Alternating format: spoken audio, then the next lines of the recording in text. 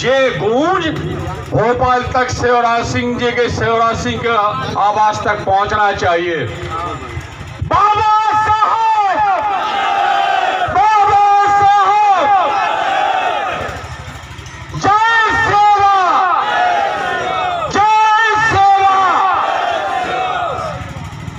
गौरवाड़ा वंश के प्राचीन गौरव के इतिहास के रूप में हम सबके सामने साक्षी के रूप में उपस्थित आज इस किला प्रांगण में गौरवाड़ा समाज के द्वारा, भीम आर्मी के द्वारा, ओबीसी क्रांति सेना के द्वारा और सभी कांग्रेस पार्टी के द्वारा और सभी संगठनों के द्वारा जो अन्याय अत्याचार मध्य प्रदेश की शिवराज सिंह की सरकार के द्वारा हमारे अपने गांव चरगुआ के भाइयों के साथ हुआ है, के लिए अलग जगाने के लिए आज यहाँ गांव-गांव से, कोने कोने से, अन्य जिलों से आए हुए सभी वर्ग के लोगों का नमन है, वंदन है, अभिनंदन है।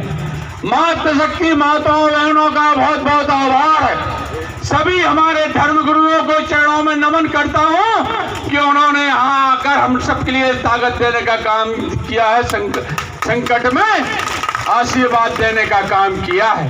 हमारे देश के बहुत अच्छे साथी रजत दीवान जी का, धर्मेंद्र जी का, भाई देवी सिंह जी का, मोती सिंह जी का, हमारे सभी पार्टी के साथियों का बहुत बहुत आभार। निश्चित रूप से ये अत्याचार, अन्याय जिस तरह से भारतीय जनता पार्टी की सरकार के द्वारा मध्य प्रदेश की सरजमी पर 15 साल के कुशासन से लगातार चल रहा है और निश्चित रूप से चाहे हरिजन की बात हो, चाहे अनुसूचित जाति की बात हो, चाहे अनुसूचित जनजाति की बात हो, चाहे पिछड़ा वर्ग की बात हो, चाहे महिलाओं पर अत्याचार की बात हो, ये अत्याचार की भूमि बन चुकी है मध्य प्रदेश और कलंकित होने का काम भारतीय जनता पार्टी की सरकार में हो रहा है। मैं कहना चाहूंगा, यहाँ मैं कहना चाहूंगा, जिस तरह की घटना चरगुआ में अनुसूचित जाति, जनजाति और पिछड़ा वर्ग के हमारे दलित साथियों के साथ हुआ है, भारतीय जनता पार्टी के लोगों को शर्म आना चाहिए। वोट की राजनीति करने वालों को शर्म आना चाहिए। क्या जुर्म हुआ उनके साथ, उनकी पीड़ा समझने का काम भारतीय जनता पार्टी की किसी मंत्री से लेकर किसी कार्यकर्ता ने समझने का काम नहीं किया। उल्टा आरोप लगाया गया, उल्टा आरोप लगाने का काम शोषित समाज के ऊपर लगाने का काम किया गया कि उन्हीं लोगों ने अपने आवास में आग लगाने का काम किया है। प्रशासनिक अधिकारियों को बचाने का काम किया जा रहा है। हम लोग न्याय की बात करने के लिए गए थे और निश्चित रूप से न कोई राजनीति करने का उद्देश्य था। हम ये चाहते थे कि जो हमारे अनुसूचित जाति, जनजाति और ओबीसी के लोगों के साथ अत्याचार भारतीय जनता पार्टी की शासनकाल में हुआ है, उनको न्याय मिले। मगर दुर्भाग्य की बात है, प्रशासनिक अधिकारी तो कहते ही हैं, मगर भारतीय जनता पार्टी के नेता भी पत्रकार वार्ता करके कहते हैं कि ये आदिवासियों ने स्वयं ने आवास में आग लगाई। मैं पूछना चाहता हूं, यहाँ सभी समाज के लोग हैं, कोई अपने मकान में आवास में आग लगाने का काम कर सकता है? कोई अपने बच्चों के लिए जो अनाज रखा है, कपड़े रखे हैं, उनमें आग लगाने का काम कर सकता है? कोई अपने बेशकीमती कागजों में आग लगाने का काम कर सकता है? मगर दुर्भाग्य है, एक ऐसी सरकार जो सत्ता के मद में बनी है, खरीद फरोख्त से बनी है, उनका काम ही दलितों के ऊपर अत्याचार करने का है। ये रिकॉर्ड है। सामाजिक अत्याचार यदि कहीं देश में हो रहे हैं अनुसूचित जाति, जनजाति और ओबीसी के लोगों के ऊपर, तो मध्य प्रदेश कलंकित होता है। यदि महिलाओं के ऊपर अत्याचार हो रहे हैं तो मध्य प्रदेश कलंकित होता है। सर्वश्रेष्ठ है मध्य प्रदेश, नंबर 1 है मध्य प्रदेश में। मगर दुर्भाग्य की बात है भारतीय जनता पार्टी के लोगों को वोट की बात तो वह करते हैं, मगर उनके साथ अन्याय हुआ उसकी बात करने का नैतिक साहस नहीं होता है। मैं इस मंच के माध्यम से कहना चाहता हूं, ये लड़ाई हमारी अंतिम लड़ाई नहीं है। मैं आप लोगों से भी कहना चाहता हूं जो सभी दल के और सभी संगठन के लोग बैठे हैं, ये इसको तीसरी ना मान लें। जब तक अन्याय का बदला पूरा नहीं होगा ये लड़ाई हमारी अनवरत जारी रहेगी, अंतिम सांस तक रहेगी। ये संकल्प लेके, ये वचन लेकर हमें जाना है। मात्र हमारा उद्देश्य रैली करके धरना देकर इतनी करने का नहीं है। हमारी मांग है जो संलिप्त लोग थे उन पर, चाहे वो किसी भी जाति के हों, किसी धर्म के लोग हों, यदि उन्होंने अन्याय किया है, आगजनी की घटना की है, यदि सामान्य व्यक्ति के ऊपर आगजनी की धार लगती है तो उन शासकीय सेवकों के ऊपर भी 436 का जुर्म रजिस्टर्ड होना चाहिए। हमारी मांग अनुसूचित जाति जनजाति अत्याचार निवारण के नियम एक्ट के अंतर्गत कार्रवाई होना चाहिए। मात्र सांकेतिक रूप से एक या दो लोगों के ऊपर कार्रवाई करने का काम भारतीय जनता पार्टी की सरकार के द्वारा किया जा रहा है। हम चाहते हैं इसमें जितने भी संलिप्त लोग हैं, करीब 100 लोगों की संख्या है। मैंने एक एक आवास पर, एक एक झोपड़ी पर जाकर देखा है और रोना आता था, दिल रोता था। जो बर्बरता, जो अमानवीय का तो समय देखा, मैंने अपने जीवन काल में कभी इस तरह का अन्याय अत्याचार नहीं देखा। बहुत सारे लोग कहते हैं ये प्रायोजित है।